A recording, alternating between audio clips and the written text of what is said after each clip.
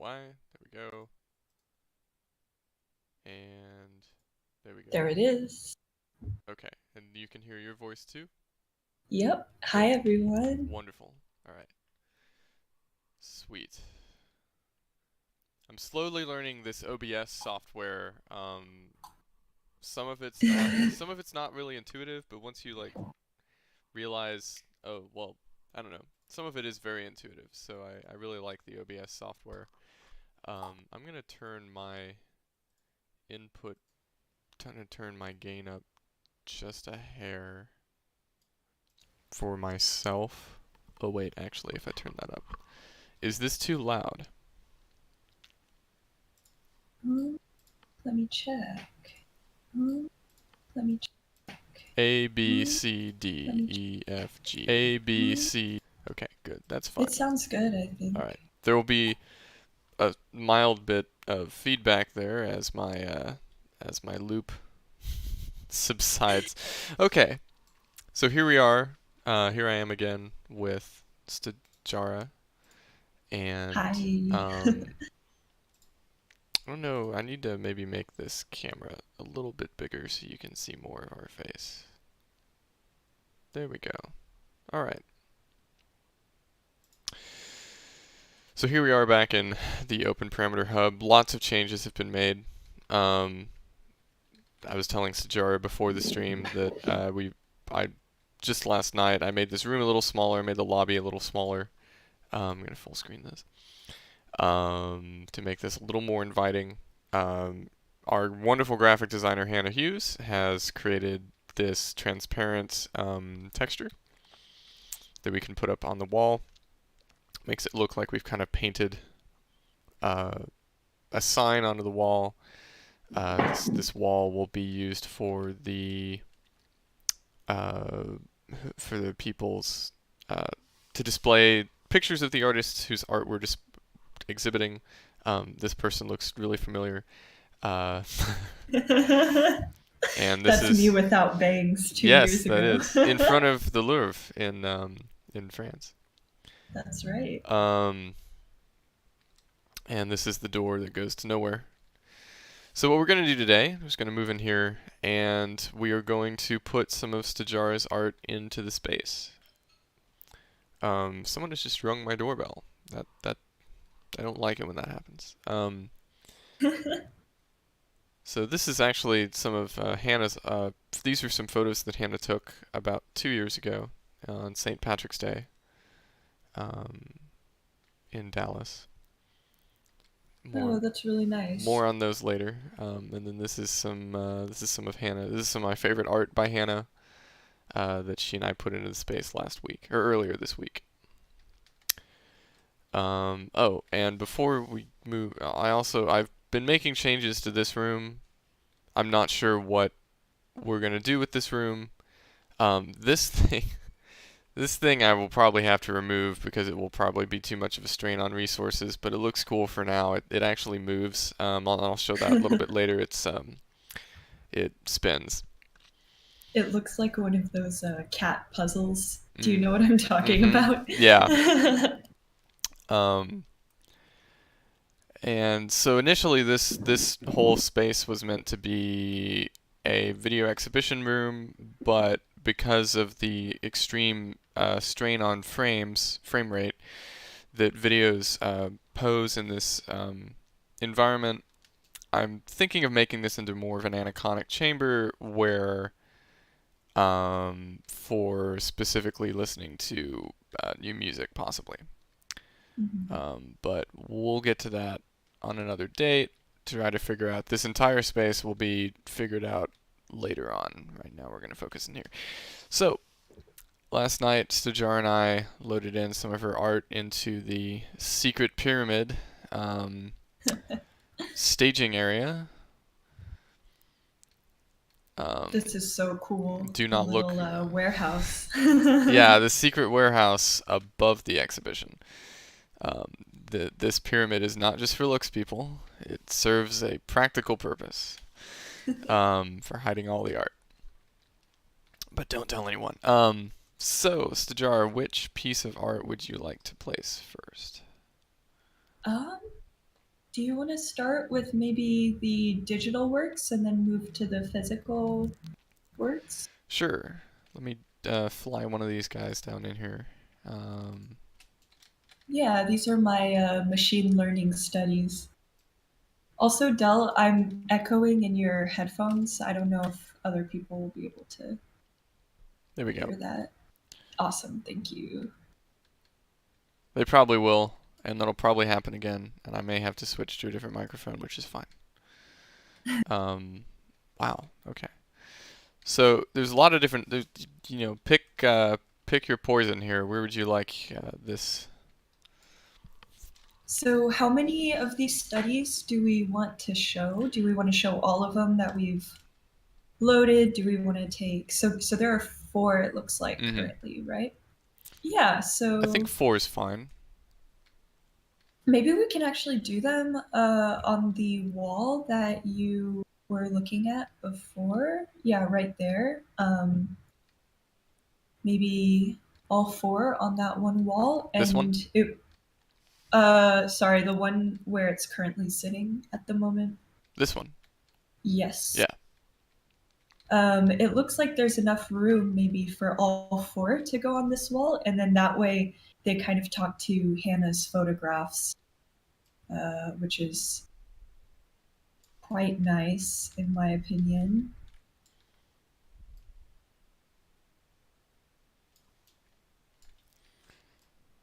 When I feel safe enough to go back to the DMA, I'm gonna have to go back to the DMA to look at because it's been a minute since I've been in an art gallery in real life, and I'll have to go Mhm. back and look at how they space some of their art. Um, Sorry, I'm gonna fix this really quickly. That's gonna drive me crazy. It's not quite at the same height. Okay. Okay. Let me fly all these guys down here. What's cool about this is Mhm. I can select all of them and fly them all down at once. Nice. A little bit further. Okay. We should have little crane sound effects as they come down. Yeah. What about we may not be able to fit them all here, but what Uh-huh. if we can't? We might do 2 and 2 and 2 and 2. Yeah. Um, Maybe the two square shaped ones can go together and then the two mhm. horizontal. Yeah, it looks like I'm gonna be, well, actually, let's not put my cart before my horse, and we may actually be able to, if I really get them in here, we may actually be able to fit them all in here. I'm not sure if we want to cram them all on one wall now that I think about it. Originally, what I was thinking is maybe having them in a structure where some of them are higher up on the wall, but maybe looking at it, we should do two and two, straddling the doorway, and maybe having either one of the rectangle shaped ones and one of the square shaped ones together, or um, the two square shaped ones on one wall and then the two horizontal ones on the other.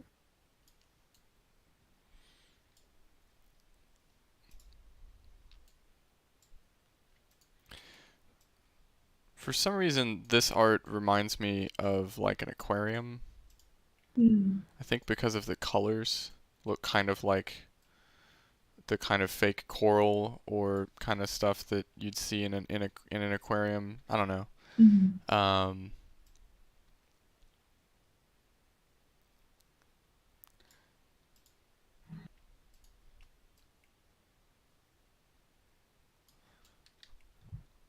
it's funny. This thing has a grid on the floor, but sometimes I wish they would put a grid on the walls so that. And I bet there's a way to do that, and I just don't know how. But it'd be nice. Yeah. It'd be nice to actually be able to space that out a little bit more. Mm. I should mention for those who don't know Mozilla Hubs or Mozilla Spoke, um, this isn't. Some might who don't know it might look at us doing this and think like, is this software that's specific to building an art gallery? And it's not. It's software that's specific to building a general meeting place. You can do a variety of things in Mozilla Spoke. We're choosing to use it to make an art gallery, but people have made like lecture halls and live performance venues and Academic conference all academic spaces. conference spaces, all kinds of things with this software. One thought that I had, Dell, is maybe getting them a little farther from the doorway. Okay. This wall is pretty long, and if we do want to do two on one wall, having them closer in the center. Yeah. Let me.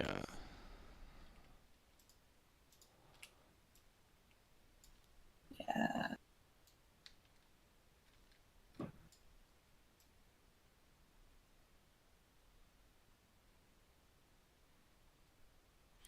I'm almost thinking of let's later on we can load in two more and make them 3 by 3, but Mm. possibly. Hmm. Because then I just feel, Yeah. although this does leave some space for us to have like a very visible, legible artist statement for the work. Yeah. So that's Yeah. that's useful. Um, I think if we increase the space between the two on that wall mhm. and have an artist statement Oops. close to the doorway, that would work really nice. Let me go ahead and let me go ahead and test that on this wall then.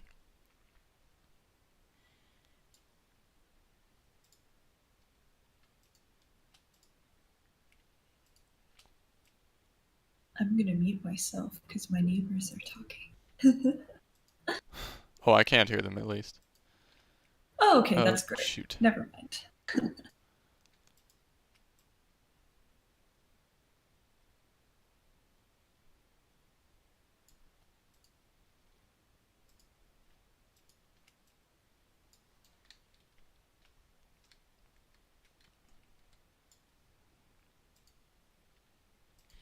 I figured out that selecting the frames first.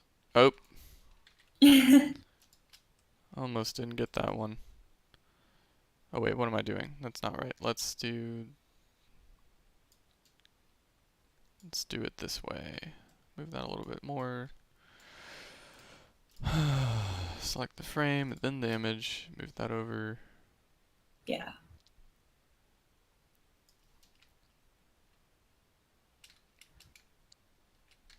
Wow, this is very. I'll do like I'll get them into the general area, and then we'll do like more tweaking off camera, because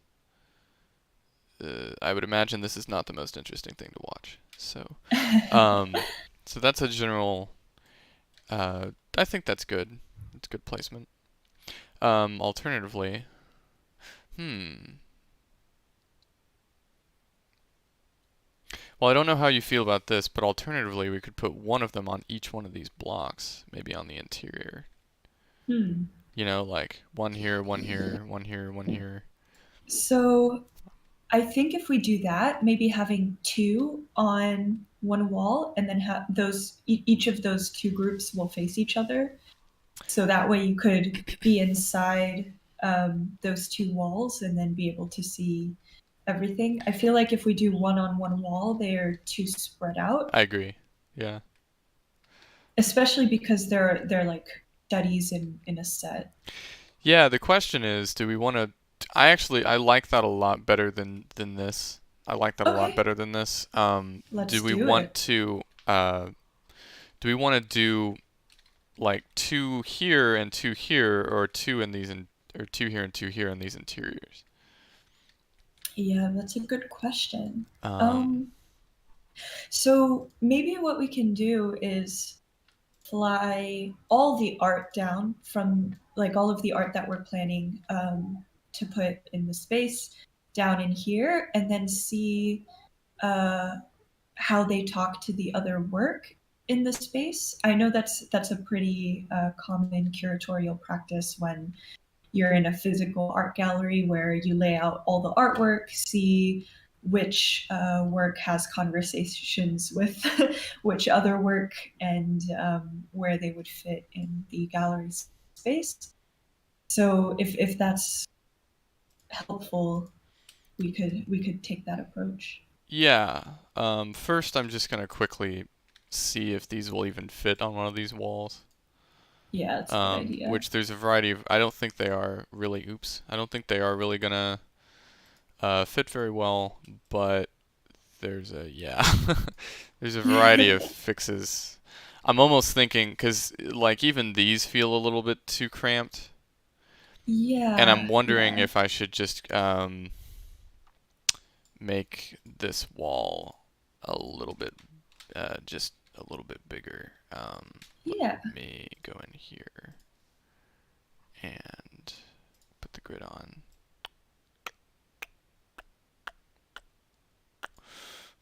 perfect. Uh, oh yeah, this is a good idea. Okay, let me do that for all of them here.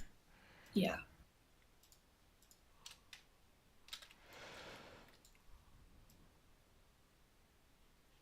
All right.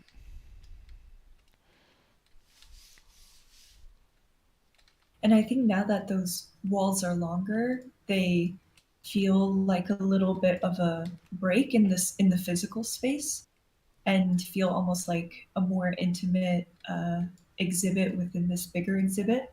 So I think I like this new direction.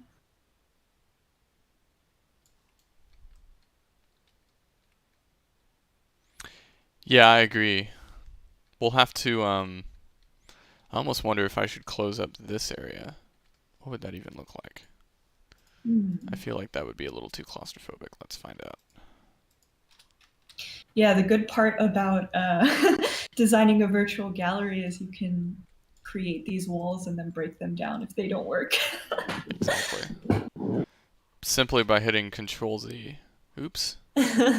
An amazing feature. I Oh yeah. feel like I have digital anvil powers where I can just go in and destroy. Well, that's too cramped. So let's. And I think I made a duplicate there, so I'm gonna. Okay. But all right. Is that okay? Cool. All right. So yeah, I think in fact let's count the grid squares. 1, 2, 3, 4, 5, 6, 7, 8, 9, 10, 11, 12. 1, 2, 3, 4, 5, 6, 7, 8, 9, 10, 11, 12, 13, 14. Okay. That's good. That's good. Okay. So now I can Mhm. actually take this stuff.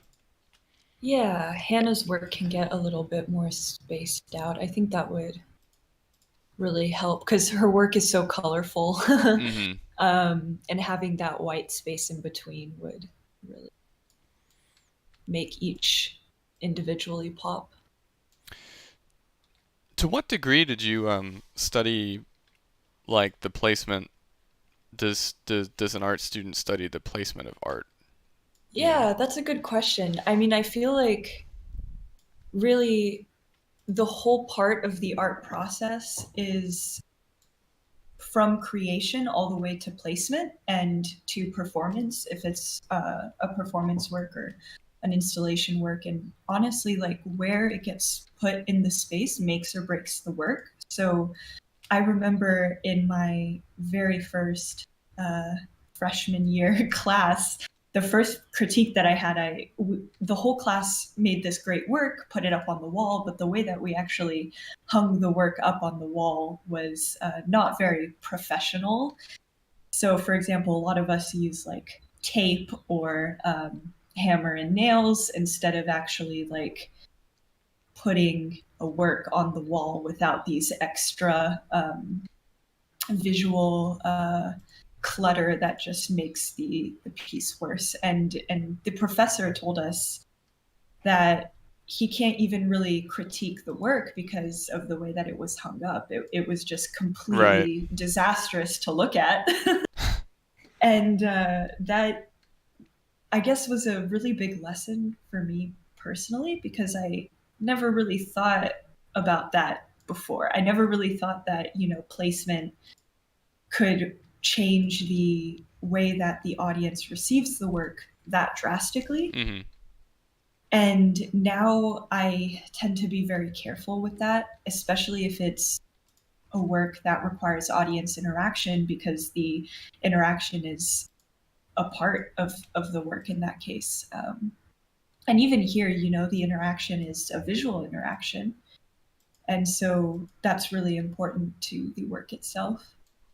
But as for like an actual class in curation, I haven't had the opportunity to take something like that. And I'd absolutely love to, because I'm sure there's a lot there that I have no idea about. And it would be great to learn. Are there actual classes in curation? Or is that I kind of imagine that would be more like you as you described, more of a peripheral um So yeah, I think curation is like a path, a career path in and of itself. And so there are degrees that you can get. Maybe degree isn't the right word, but affiliations or certifications where you take these classes and then complete the certification. There's also a lot of internships where people study curation. They work in an actual gallery space with gallery curators, and that's honestly where a lot of the information gets passed down, especially in museums, because museums really focus on curation a lot as well, because they have a lot of exhibits that they have to manage, and curation is, in my opinion, an art practice in and of itself. It's almost this like meta uh, art making where you're considering these independent works of art as your medium and your building blocks, and you're building with these individual blocks. yeah, I definitely feel that right now. And it's funny because when I was a kid, I grew up around museums. I went to so many museums as a kid. I remember there was this one time, the first time I went to what's probably my favorite art museum, the McNay, which I've mentioned before, in San Antonio. My father, I was probably maybe 10 or 12. May Mhm. have been older. May have been more like 13. But we're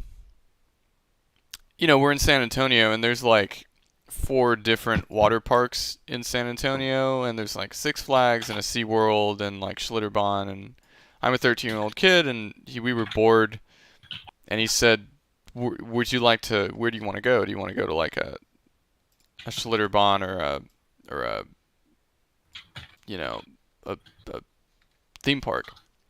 And I did not like theme parks very much as a child, and so I said, "Is there an art museum around?" And my grandmother was an artist, was a teacher of art, and was Mhm. mostly a landscape realist. Uh, and a lot of her paintings hang up in my house. And she said, "Yes, there's the McNay." And so we went to the McNay. My dad was somewhat confused. Like my son wants to go to an art museum and not okay, whatever. Um, and so we did, and it was great. It was a fantastic experience. I really enjoyed it, and I think it Mhm. was easier on my father to be honest, because it's easier to get into. It's a much more calm experience to get into a museum and walk around a museum than it is to get into a theme park. There's a huge line at a theme park. Yeah. Anyway, um, but it's funny that you talk about visual noise. Um, because there's a parallel to that in music performance and music composition. Mhm. And there is a sort of, I mean, and I've done all three. There's a curatorial aspect to putting on a concert. That's usually handled by a stage manager professionally. The stage manager makes sure that there's no what my composition professor called errant objects, and he was Mhm. referring primarily to music stands. He and I would go to numerous recitals at our university, and if they had a lot of set changes, if it was a student who was handling their own recital and didn't have a mind for logistics, there would be chairs all over the stage, and there'd be like stands just in haphazardly placed, waiting for sometimes, and that's like really not a good thing. So I became very Yeah. sensitive to visual noise. But there's also in performance, particularly as a percussionist, you when you're executing the sounds that you want, you only want to hear the sounds that are intended. So like Mhm. for example, oops, how did that happen? For example, on oh, don't do that to me. For example, like if you're playing vibraphone, um, if you don't put a towel under the pedal, it'll make a clicking noise depending on what kind of surface you're standing on. Mhm. So, And then that acts as like a kind of sound clutter. oh yeah, it's Yeah. it's annoying. Or like if you're holding two mallets in each hand, and the mallets click, and every Mhm. single mallet stroke is accompanied by this soft little click, which Mhm. sometimes isn't audible from the house, but it's sure oh dear, how did this happen? It's sure audible from. I'm gonna keep that there though. Whose work is that? That's beautiful. That is a stock photo that I got from Sketchfab for the frame. That's just the background. Gotcha, gotcha. That's funny. That's really nice. I didn't Um, realize that the stock photos could be that lovely. I know, right? So Should would you? we bring down Memorie Yeah, we can do next? that. Wait, this is Memoria. Yes, those three.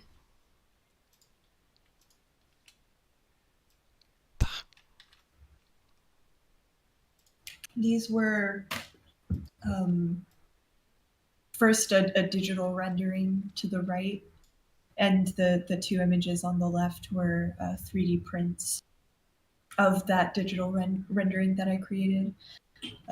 These were made from a how would I describe this? I essentially wrote this algorithm where it was 500 agents that were flocking and moving around a space, but the algorithm was also evolutionary in that each of these agents had this genetic composition or genetic makeup that essentially specified certain movement characteristics that the agent would exhibit. And then, based on how successful that agent was in the environment that I'm simulating, it would pass on its genes if it found like a mate. So I essentially simulated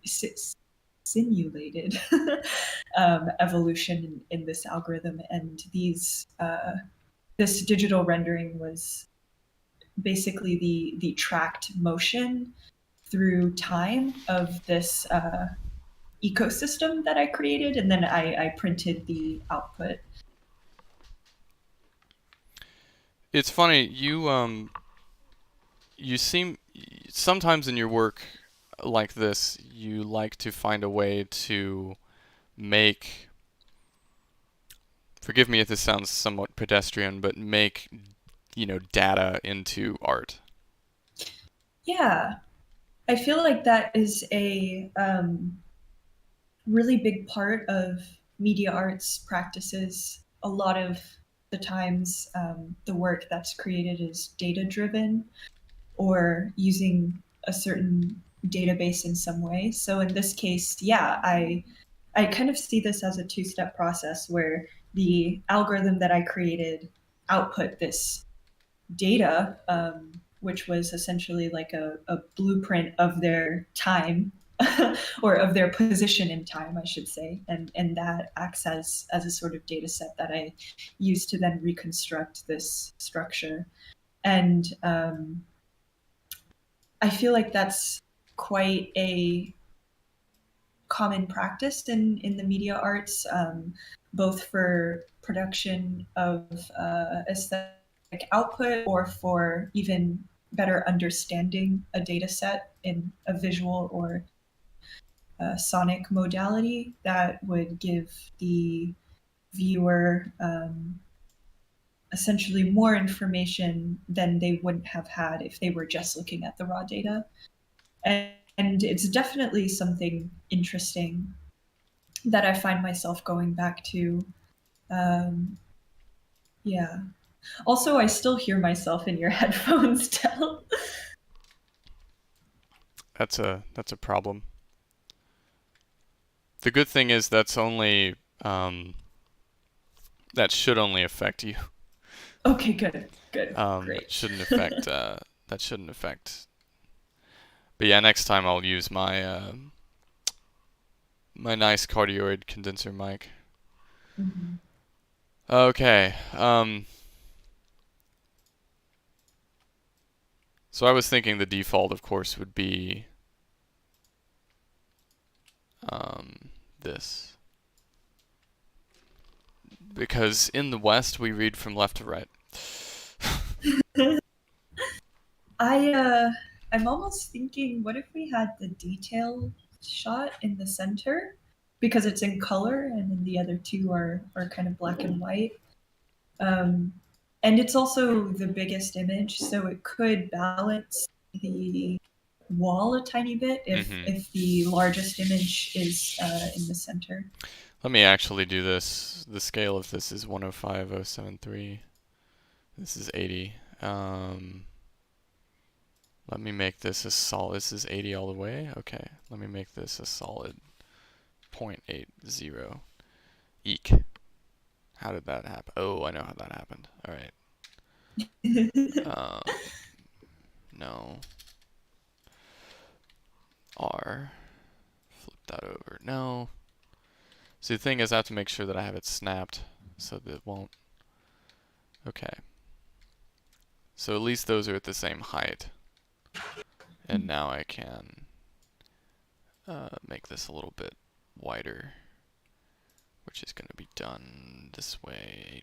85990. Okay, solid 1? No. Really? 1.05. 1.1. There we go. Ooh. That's pretty nice. And by that same token, I can probably make this a little, nah, better to have them the same height than, Yeah, I agree. Definitely the same but height. that's very good. Okay. Can move this guy in a little bit. Mhm.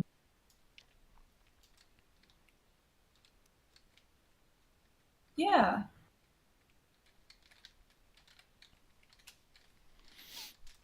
All right. Oh, you moved the the image and not the frame. When? Oh, I To did, the didn't print I? on the right. Thank you Yep. for noticing that. Let's see how far did I go with that?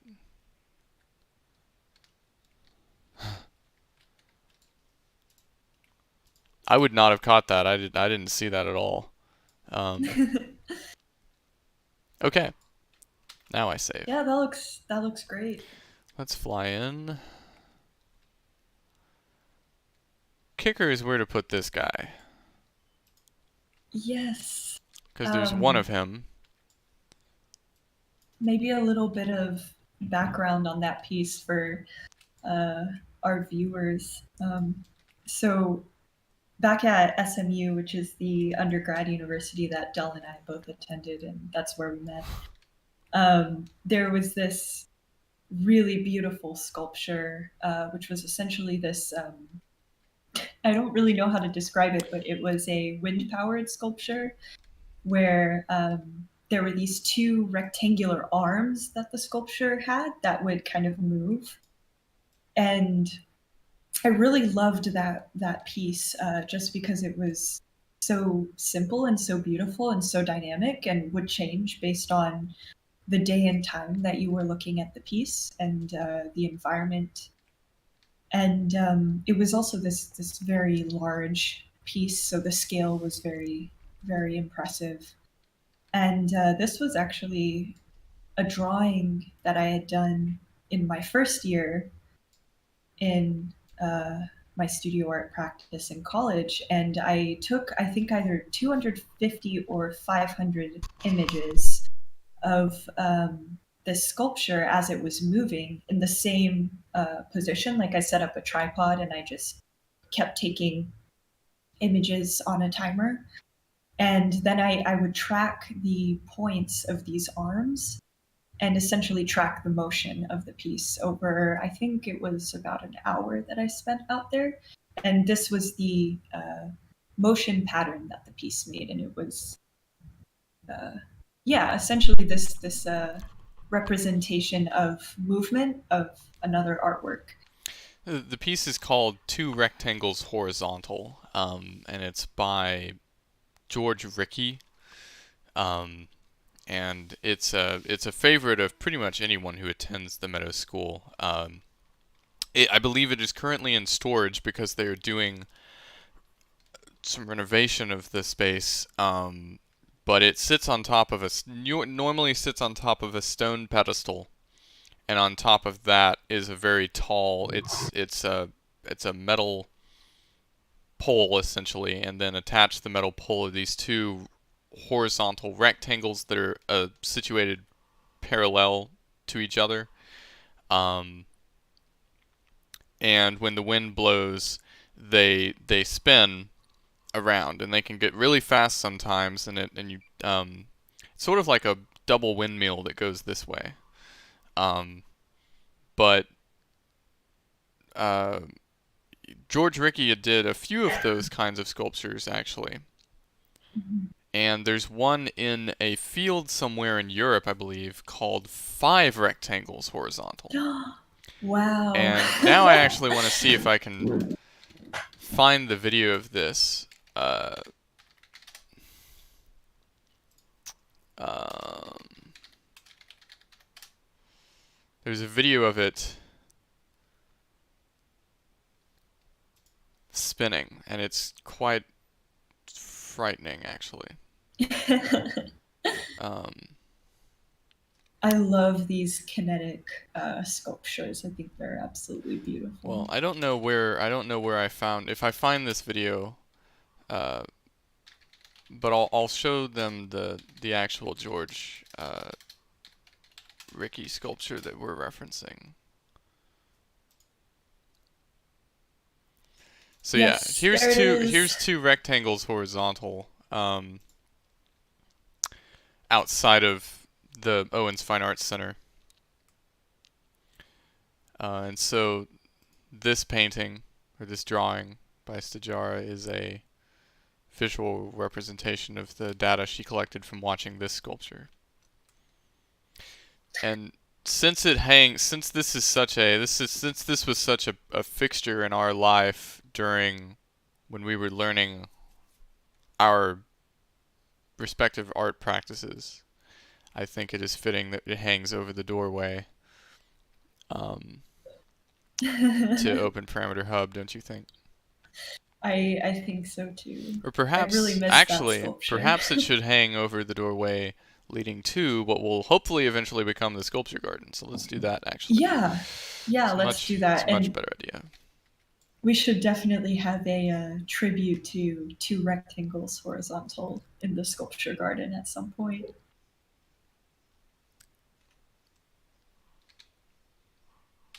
Absolutely.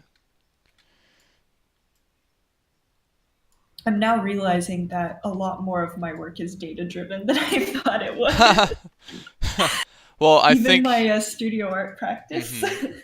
Well, do you think that's the influence of the creative of your oh dear, of your creative coding degree?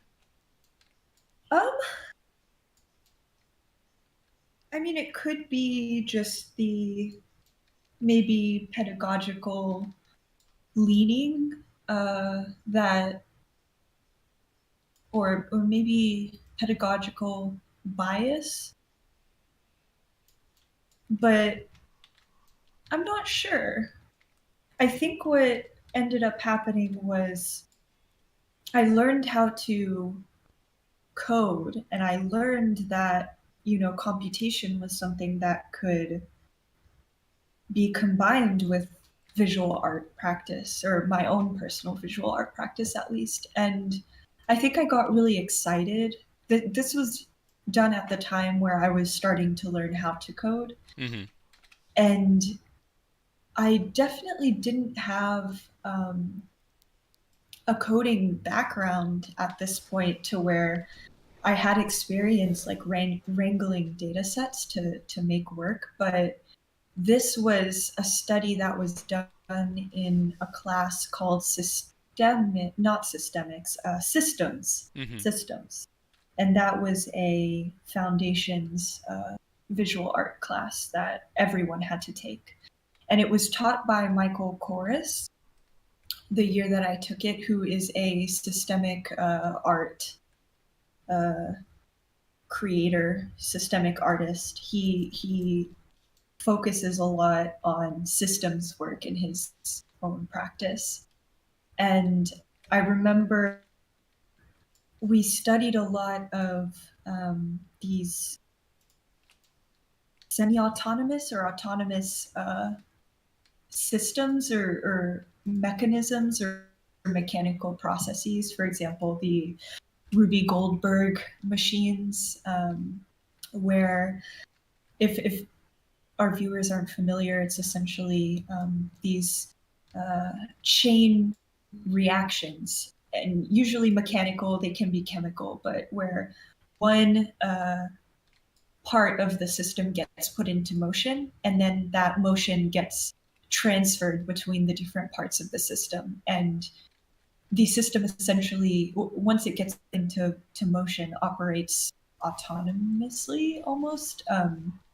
And so for me, I was looking at those types of works and really kind of seeing a parallel between what I was learning in my coding practice and what I was learning in my visual arts practice. And this was a way, I think maybe the first step that I took in my visual art practice that really had maybe more of a computational process behind it. Mm-hmm. So yeah, I mean, I guess to answer your question, probably. um, where should these go? Now I know that these are a triptych and these should hang together. These don't necessarily have to hang together. Right, yeah. Um, Um, yeah, so this is, I feel like this is a very different this is a aesthetic very than different my other aesthetic. work, Yes. and a very different time in my life, too. Mm-hmm. And so it's funny, I can kind of track the periods of time in my life and almost my emotional state based on the composition of the work that I created. I So can a lot of totally, my, I can relate to that. yeah, a lot of my like early work that I did maybe my freshman and sophomore year of undergrad is very black and white, which the Ricky drawing study, I guess, that I did, the motion study, that one is done in black and white. Most of my pieces from freshman and sophomore year were done in black and white or very little color. And then towards the end of my sophomore year, beginning of my junior year, I started really playing with these bright colors in my oil paintings. And this was the first set of paintings that I did. And I'm still kind of continuing that now. Like I've I guess mimicked a lot of the same process that I used in these works and in the paintings that I'm currently working on. But yeah, this was definitely a different time in my in my life. So I'm putting them here, and you can agree with me or not, but I um, think that's I'm great. putting them here because I thought, well, what if I put them opposite Hannah's? But then I think that's too much of a comparison, Yeah, and agreed. one I would prefer not to make, because I find it unnecessary, and I thought, well, this is sort of a triptych as well. I don't know if Hannah Yes. would think of it as that way, but um, I thought, well, okay, let's have some separation, right, and then place it here. Yeah, I definitely agree, and I think the color schemes are very different too. So they wouldn't really talk well to each other if they Right. were directly opposite. But this way, there are a lot of maybe common compositional themes between the two, like the maybe triptych structure and the use of color and the composition. And so I really think that the placement on the other side of Hannah's wall is great for these three. Um, you know, I started talking about museums versus. I went on that anecdote about my father, but the reason I brought that up is that for years, because I grew up around museums, I think had this idea in the back of my mind that I at some point might want to be a museum curator, Mhm. and that only reinforces the idea that open parameter is my just a way for me to incorporate all the different things I've ever wanted to do, but have not been able to, all in one thing. So it's I get to be a small business owner of sorts. I get to be a uh, sort of ensemble director. I get to be a podcast host, a radio talk show host, and I also get to be a museum curator. So and I think I kind of did that all. I didn't set out to do it that way. I didn't set out to be like, let's do. I'm gonna just do it all at once under one banner. I didn't do that on purpose. But I realized recently that I think subconsciously Mhm. I've been doing that. And especially with like I think this is the most fun I've had in a year. Just getting to Yeah. design this space with people and put art in it. This has been so enjoyable. Um, And I think it's playful, you know what I mhm, mean? Like it's a way to play to make something that I don't want to say like hasn't been done before because now especially like in the pandemic virtual gallery spaces are becoming more and more popular, but it sure. definitely isn't like a set in stone standard, Sure. maybe I should say, in the same Yeah. way that like physical galleries have these rich histories behind them and museums. And so this is definitely like a new way that our society, our generation is experiencing art and looking at art in these digital environments. And in a way, it's great because it's like reminiscent of that physical experience and that physical artifact, but it also has so many more affordances that we don't get in the physical world. Like, Absolutely. for example, being able to construct any sort of architecture that we can possibly imagine in this floating cube. Yeah. And I think Or that. being able to play with that, yeah, being able to really play with that, like, I don't want to say tension, but absurdity Mhm. is maybe a good word. Definitely fun time. Well, yeah, and like I've said in the last time we talked, this room is supposed to seem pretty normal, Yeah. with this being the one of the one of the only exceptions. And then you walk out here, and this is a little abnormal, and you get a glimpse of how abnormal it is. I just realized that you can actually, now that I've opened up this, you can actually see more of the pyramid. You can see the pyramid in almost in. It's the only place where you can really see the pyramid in full, Yeah. right? But it's still masked, Hmm. right? And so this is the big like macro art piece, is that depending on where you stand in the art gallery determines your perspective of this pyramid, Hmm. and it changes your perspective. And so this is, hiding things. I'm sure there's an artist who did this more in art, but the person I think of is the film director William Wellman, who would hide very important, he would conceal important moments with his characters or important things behind everyday objects. So Hmm. there'd be like a conversation, but you only see the mouths, but you can't see the faces because they're because of the camera angle, they're behind like a fence post or something. Hmm. Um, so I take a lot of inspiration from William Wellman. Is there a visual artist you know of who did these kinds of things? Who may have who concealed important things in his art? I mean, Dali comes to mind, but not for a particular piece that I know of. Hmm. I mean, one thing that comes to mind, I can't remember the artist's name, but um, she was a Korean artist, I believe. And I saw her work in the LACMA, a museum in LA. And maybe, was it the LACMA? I can't remember. It was an LA art museum. Oh, it was the Broad. The Broad. Mm. Um, but yeah, so I saw this artist's work, and essentially what the work was this architectural space with a lot of fluorescent lights. It was like a room with a lot of fluorescent lights and kind of like kaleidoscopy visuals, but you could only really look into the room at certain angles. So there were parts that were obscured depending on where you would look at the work.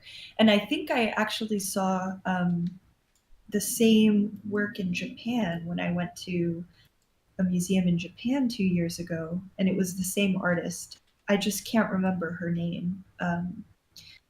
But yeah, I feel like this idea of obscurity is a really interesting one, especially when considering an audience viewing that work and how to engage the audience in the space that the work is in. Where should these go? Yeah, These are I not. mean, These do not need to be paired together. no, and I don't think they really belong with any other work that currently exists. So maybe we even put them back up, or do you want to still exhibit them somewhere?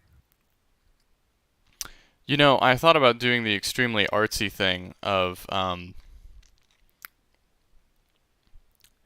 instead of putting this as your picture, putting this as your portrait, but I don't know how you would feel about that. um, so So, that that could be more personal than you want. yeah, I'm not like super excited about that idea just because that self portrait is owned by someone else. Right. So I did sell that work, and also that was. I guess I don't look like that anymore. Right. That was 5 or 6 years ago. Hmm. You remember that time in my life, but I had a pixie cut, Yes. no bangs. Right. Now I Oh my. don't look like that. What? Oh. Oh, that was scary. I thought that something had really glitched out there for a second. Well, we can keep these floating in the alien pyramid. Yeah, For the time being. Ah. yeah, because the colors don't really, they aren't really talking to any of the colors in the space as it currently exists.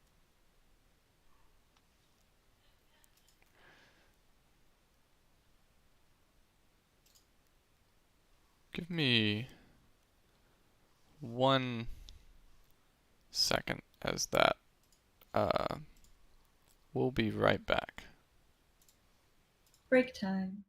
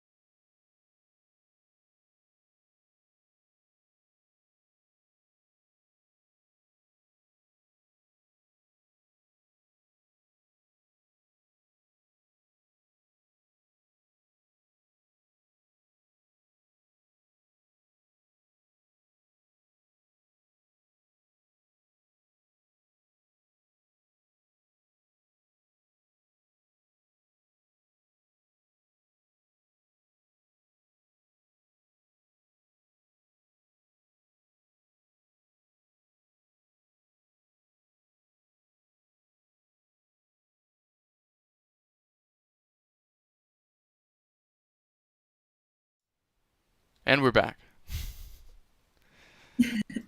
All right. Hi, everyone. Hi, everyone. We've just published this scene, or I'm going to publish it right now.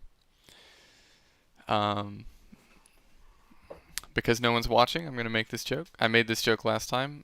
We have 69 unique textures in the space, and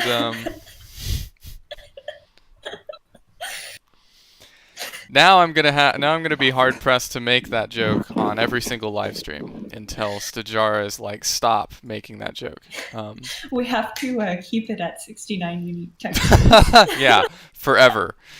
If we add one unique texture, we need to remove another one. Yeah. There can only be 69 paintings in the space at any point.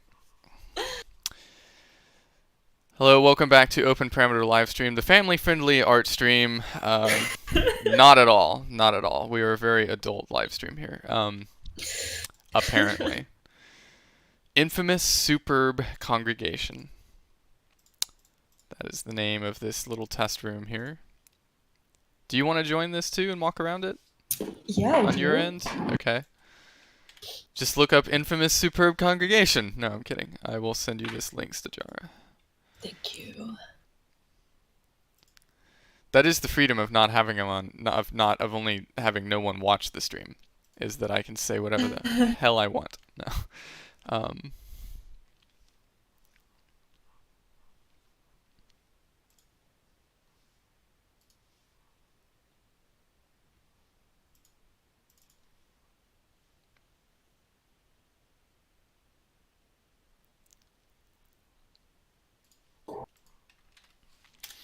Okay, I posted that in the host chat for you.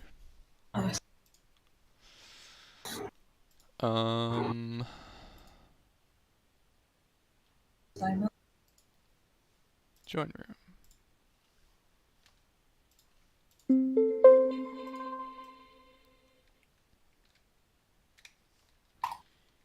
There's some collision on the Ricky sculpture. join room. Microphone disabled. Enter. All right, I am here. Hello.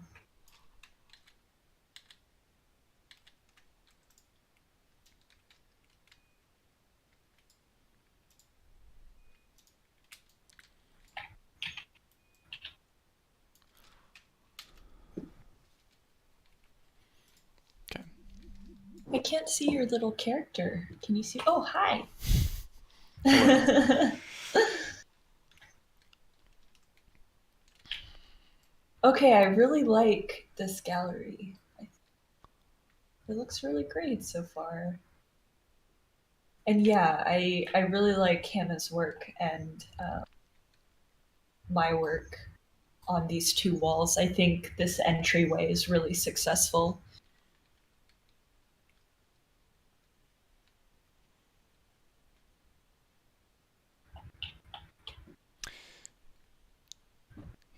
This isn't a huge concern of mine, but it's difficult Mhm. because of the height of the people to the scale of the space, that everything is not really eye level. And you have to look Oh. up, and that gives it a strange angle. It's a very minor thing. Um, but I could fix that by actually scaling the entire space down by like 0.5 or like 0.75. Well, But, I mean, I actually got the camera pretty level hmm where the images aren't skewed. So I honestly think that like it should be okay.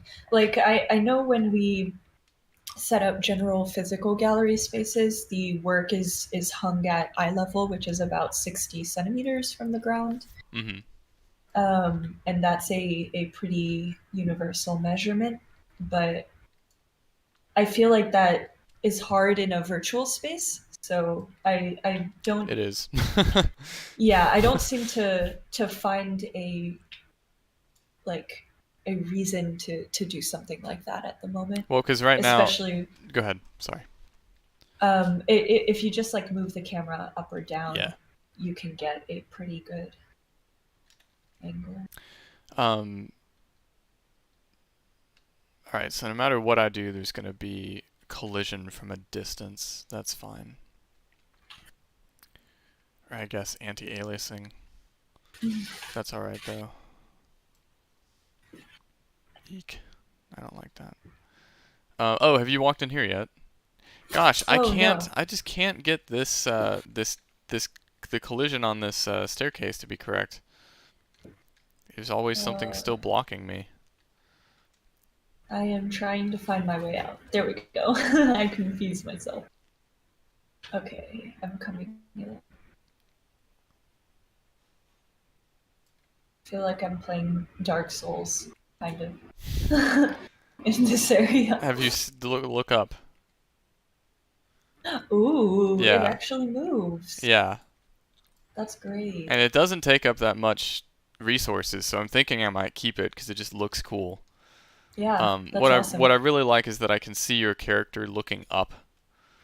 Um, That's really cute. yeah, like I can see him looking down. Um,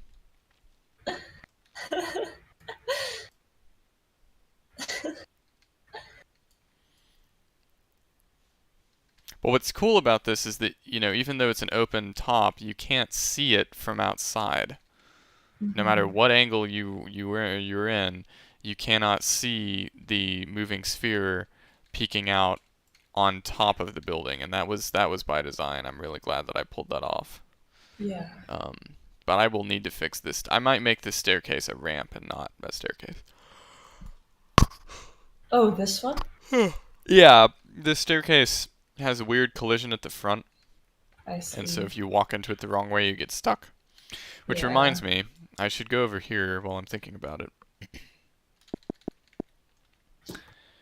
And check and make sure. Yeah, there was some weird collision here too. Uh, Oh, at the until doorway? yeah, until I completely stripped this room, and now there's not, so that's nice. I have Yeah. no idea what we're gonna do in here yet. I do think Um, this. special exhibition space for Adriana's room. No, that's gonna be over here. Oh, okay. We're gonna build that next week. I We're gonna see. build the That's right. special exhibition, and I want that to be more like a maze where it funnels you like you're supposed to start on the left and walk around, and then I it see. moves you around. Yeah, that one's gonna be that's gonna we're gonna take a while to design that. So there's gonna be So, a room here. yeah. I almost see this like little side area as a place for sculpture. Hmm. I don't know why it just seems maybe not as like big as that outdoor sculpture garden area that we have, but it feels like something sculptural should go in here. Yeah, totally. We could also use this as a sort of like lecture hall. It almost feels like a multi-purpose dining room space. Like there'd be a stage here, and then thered be like food tables all around here. Oh, like a reception area Yeah, almost. yeah. We'll hold board meetings here. We should definitely have board meetings in the In the hub space. space. That That would would be so that'd cool. be cool. Yeah, because instead of having to like look at a person's face on a two-dimensional platform, I can literally Uh, like be standing next to you and be like, "What do you think about that, Stajara?" and like look over at you. Um, which is more akin to something I'm used to because of my extensive time in video games. yeah, I'm more used to being in a three-dimensional space and talking to people while looking at a three-dimensional avatar as opposed to I mean, yeah, I've become used to it. I've become used to the Zoom meeting environment, but yeah. as I think most of us have at this point. What if we make that room like a little reception area slash office space slash special exhibition room? Yeah, Because the way that I'm go ahead. Oh, sorry. The way that I'm thinking about this is because we're virtual avatars in this space, we don't really need to put in like seemingly menial furniture objects like couches, right? Right. Like if you think at a museum, like oftentimes there are little rooms or areas, especially in special exhibition rooms, where there's maybe a bench for people to sit on and sit with the art, Mhm. but we have no use for things like that in the virtual world because we're not in a physical body that tires. So how do we use this space in the way that it is best for a virtual avatar and to facilitate like virtual interactions between people is, I guess, my thought process for this room in general. Yeah. I still definitely imagine this room as being like the special exhibition for extremely large sculpture. Mm-hmm. One extremely large sculpture is one possible use for the room. But I don't know. I do like the idea of making it a meeting space, something that draws people in to converse with one another. Because you can talk to people. You can use your mic in this space. Oh, Yeah, the and one? video. Mm-mm. Hmm? Yeah, you can turn your video on in this space and have like it's essentially Zoom as a virtual avatar. Wait, does it show up on the TV screen on your chest? No, it shows up as like a little icon or like a little window, kind of similar to Discord, where you get like your little frame with your face in it. But yeah, it's really cool. And the cool part about interacting in Mozilla Hubs as a 3D character is if you move away from someone, you hear them less and less. Hmm. And if you're a certain distance away, you don't hear them at all. So it mimics kind of like that physical interaction. How do I turn on my video? Um, Voice and let me see. There's a voice. Where did I communicate in video when I used? Um,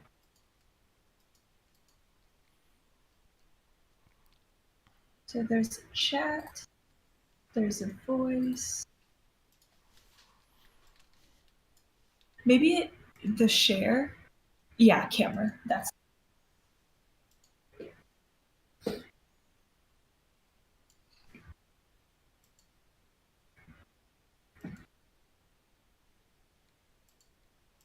What do you see? uh. I just see your avatar. I'm unsure why. I also can't share my camera or my I screen, so wonder if maybe it's that's a just, yeah, settings it's probably issue. a Yeah. server-wide setting for me. Okay. Yeah, that makes Um, sense. hmm.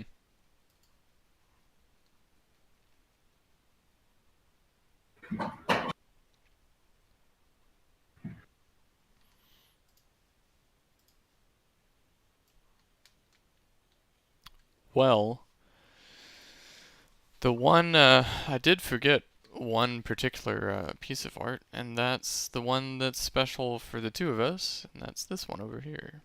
Oh yes, we should Also, definitely put that in the space. I need to move this down into the.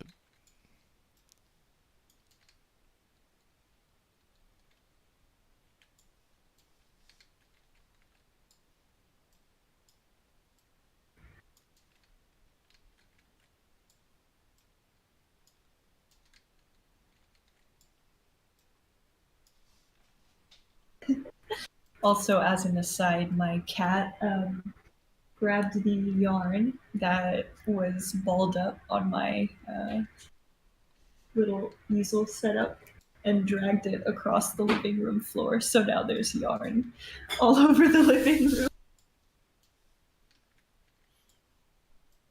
That's cute. Little smush.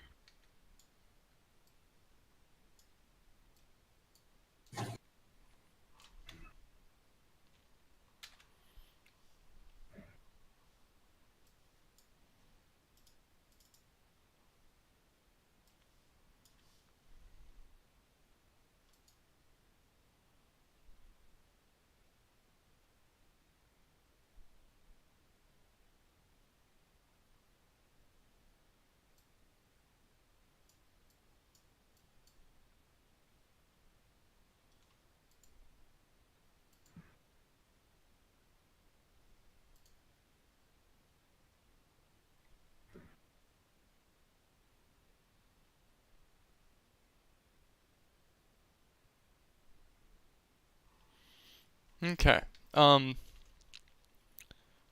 Since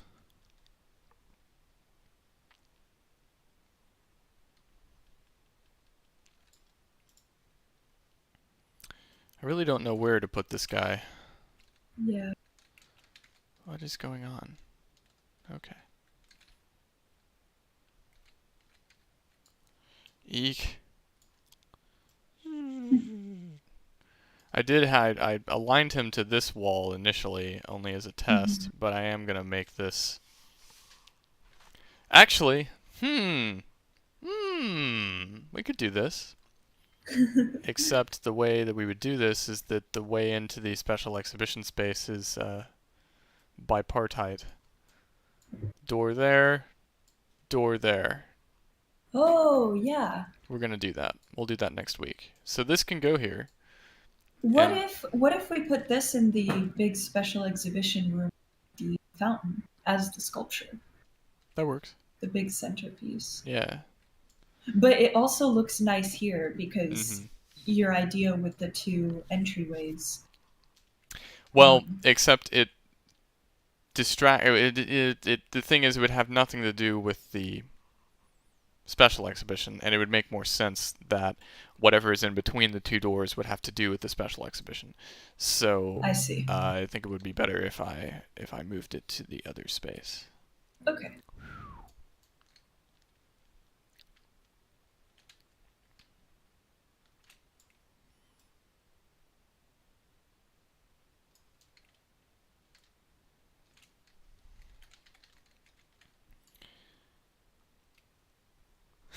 Also, it seems like on our live stream, our faces are frozen.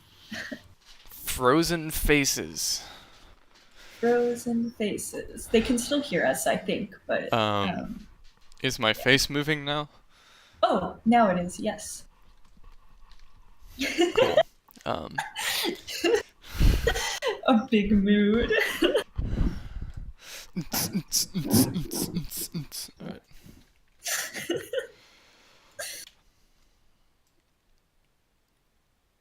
If anyone's actually watching that, now they know I'm a real goofball. I mean, I feel like that was That's a given. already established. Everyone knows it.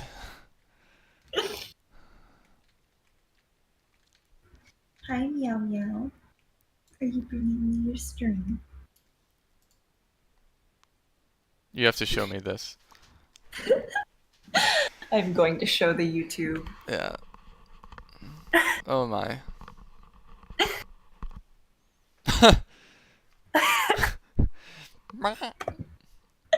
You heard that? No, I saw it. I think she is of the frequency that um eek. I think she's of the frequency that uh Discord somehow eliminates. Oh.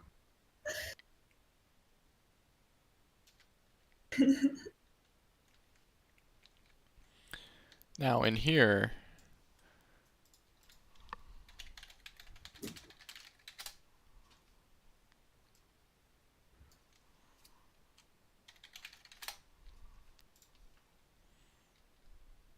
on my SoundCloud is the original Black Fountain transmission Mhm. that I can actually put into the space right now.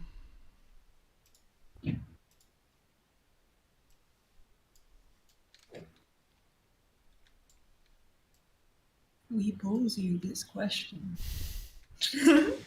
Did I ever tell you that I was in a theory class, or I got out of class, or Jay Hinkst, I think. I shouldn't mention the name. The operations director of Meadows. Um,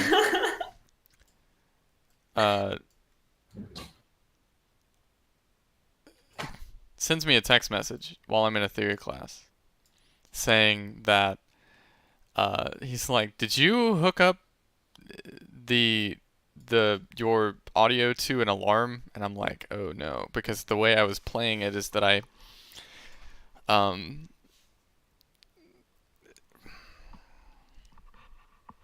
I hooked up a I hid the speaker in a ceiling tile essentially that was transparent so the sound could and near when we exhibited this work in the Meadows building and um but the way I was playing it through I hooked it up I hooked an iPod to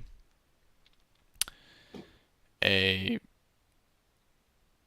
like an old alarm clock speaker that Mhm. my roommate had given me, and it was the most ghetto thing ever. And I didn't know that the alarm was on, and so 11:30 a.m. like not even like a beep beep beep. It's just like a straight up just that just kept going. Oh It no. just it was just a continuous tone that kept going out in the middle of the lobby that was annoying everyone. And so I had to take that down really quickly. And then in my other theory class, I was figuring out how to turn the alarm off so that it wouldn't do that anymore. And we kept it up for a week. And Yeah, we did. I think most people just walked by and was like, "What's going on?" Yep. And heard it and liked the music, but I don't know if they made an association with the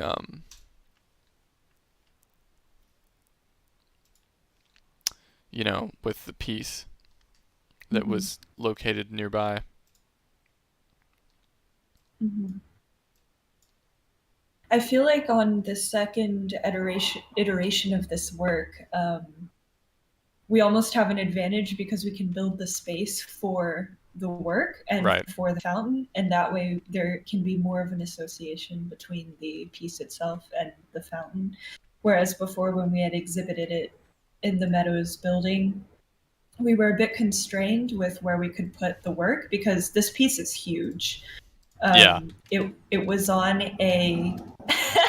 I forgot that I had, oh my god, taken charcoal to the back of a Meadows promotions poster. Right. Yeah, which it's funny because that Meadows Promotions poster used to be on that staircase, right? And the Yeah, operations director gave it to me, and I went to you and I said, I have a canvas for you. yeah, And I gave it to you, and then we decided to put it exactly right back where it had been for years, but yeah, reversed. yeah. Um,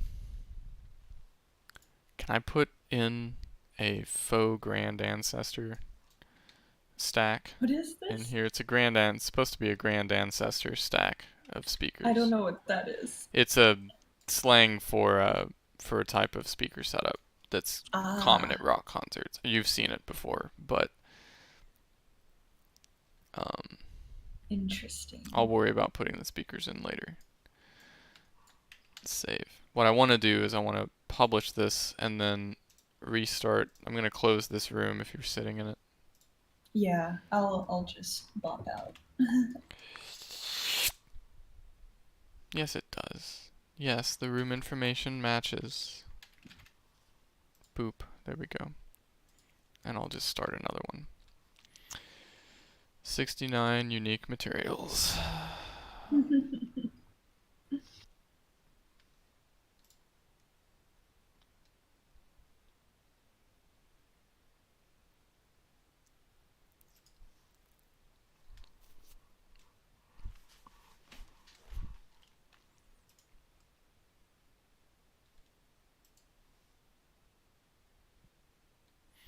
Handmade first-hand picnic.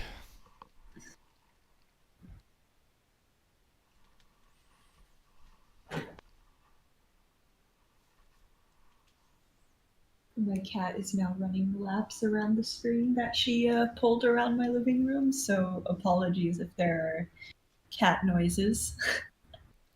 I can never hear your cat. You'd literally need to pick up your cat and make her scream into the microphone. I'm sad that Discord noise cancels everything that she does. I mean, it's practical for sure, but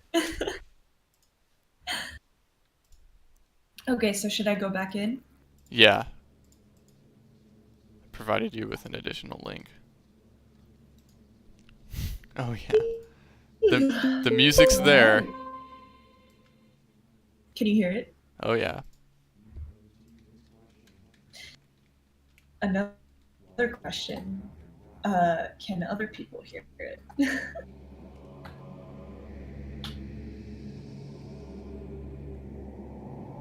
Let's see.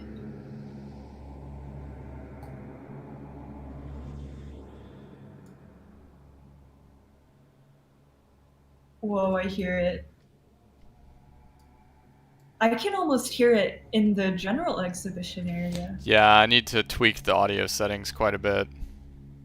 But that's actually kind of cool because it's only like slightly leaking into the general exhibition area, Mm-hmm. and that's almost the same as if you were in a live museum, a physical museum space, and you can hear like what's going on in other rooms or maybe neighboring areas.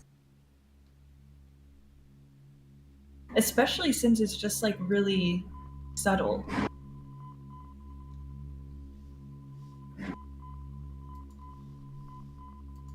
I forgot how beautiful this piece is.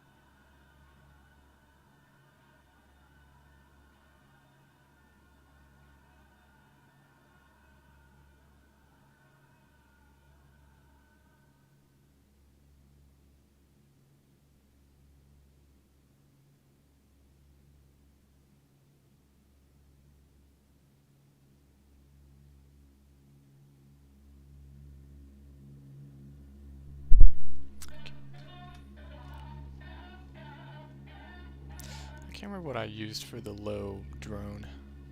Hmm.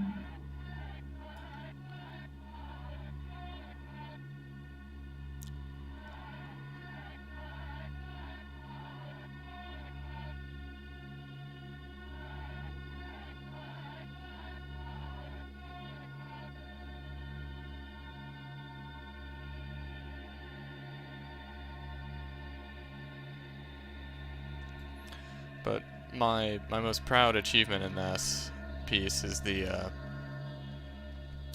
beeping, the sort of Mm-hmm. sonar beep. That I was really happy with how I was able to make that sound the way I did. Mm-hmm.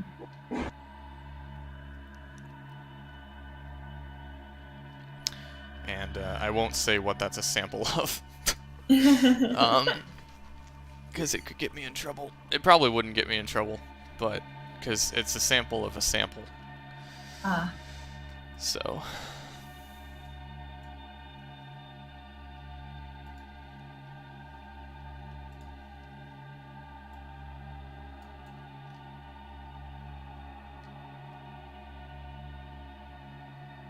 Yeah, I like that we can see the piece in the doorway too. Mm-hmm. it's great.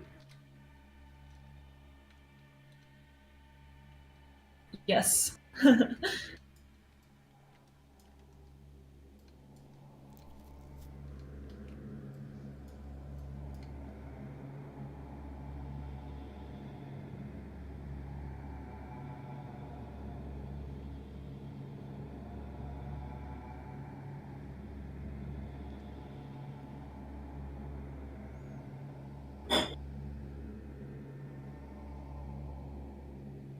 We pose to you this question.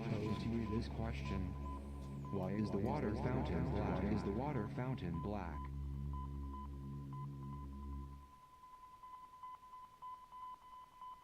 I think if I had wanted this piece to be a little bit more effective for people passing by it for a short period of time, I think I would have included the dialogue a little more frequently, as opposed to I just being at the see. beginning or the end.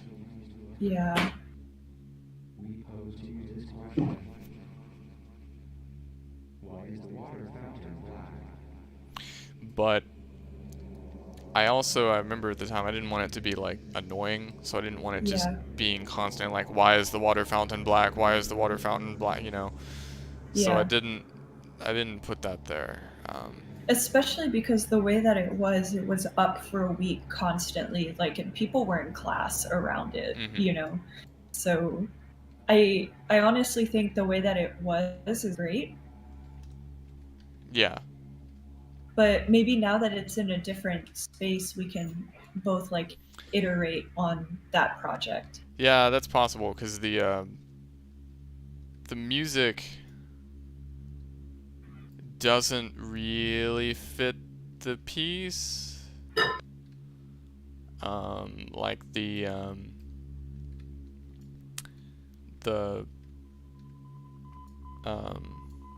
the prayer chant that I use for most of the piece is not very.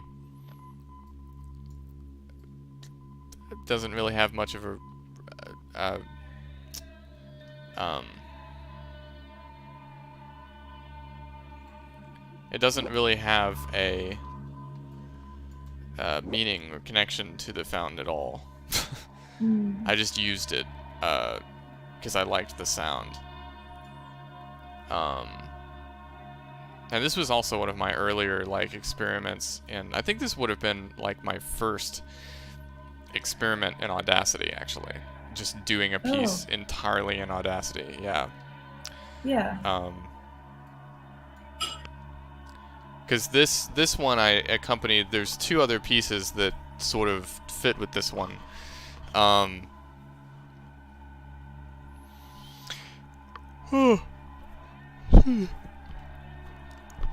And I actually got the three pieces played on a radio show in New York I remember that. around the same time. Yeah.